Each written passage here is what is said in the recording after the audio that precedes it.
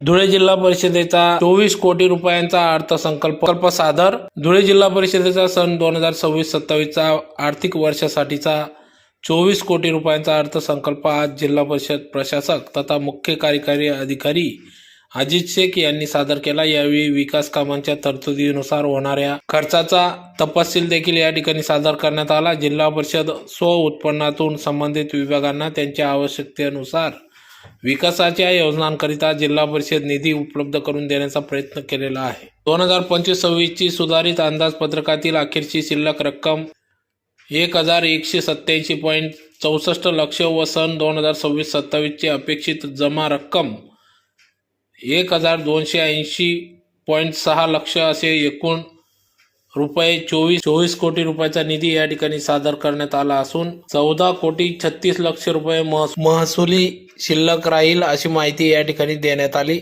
यावेळेस CO Ajit Shaikh, CO Rajesh Ingade, प्रकल्प संचालक राजन पाटील, मुख्य लेखा व वित्त अधिकारी श्रीमती सोरांजली पिंगडे, उपमुख्य कार्यकारी अधिकारी चंद्रकांत साबळे, अजय पडोड, श्रीमती स्नेहा पवार, कार्यकारी अभियंता संजय पवार, इंजिनियर जयश्री सार्वे, निशा जाधव, प्रमिला राजपूत, शिक्षणाधिकारी मनीष पवार, समाज कल्याण अधिकारी नितीन खंडेराय, श्रीमती प्रतीक्षा सुदाम निकम, डॉक्टर सचिन बोडके, रावसाहेब वाघ, गट विकास अधिकारी प्रदीप पवार, शशिकांत सोनवणे, संतोष बाकडे, लेखाधिकारी बाळकृष्ण मोराणकर आदी उपस्थित होते।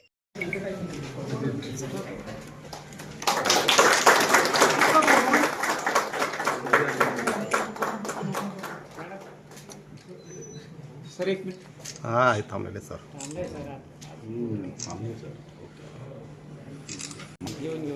काय नेता कसं वाटत होतं तुला मागे सर समोर बघा संभाव्य जमा आणि संभाव्य खर्च किती होईल याची वित्तीय नियमांची सांगड घालून शिस्तबद्ध सांगड घालून आपण तयार केलेलं संपूर्ण अंदाजपत्रक म्हणजेच हा अर्थसंकल्प असतो।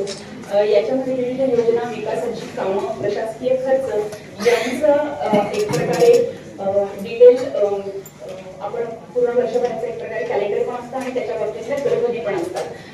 चाणक्याच्या अर्थशास्त्राच्या एका वाक्याप्रमाणे मी असं म्हणेन की अर्थसंयम हा विकासाचं मूलम म्हणजे शिस्तबद्ध आर्थिक नियोजन जे आहे ते कोणत्याही विकास कामात जेम्स विलियम्स यांनी मांडलेला होता।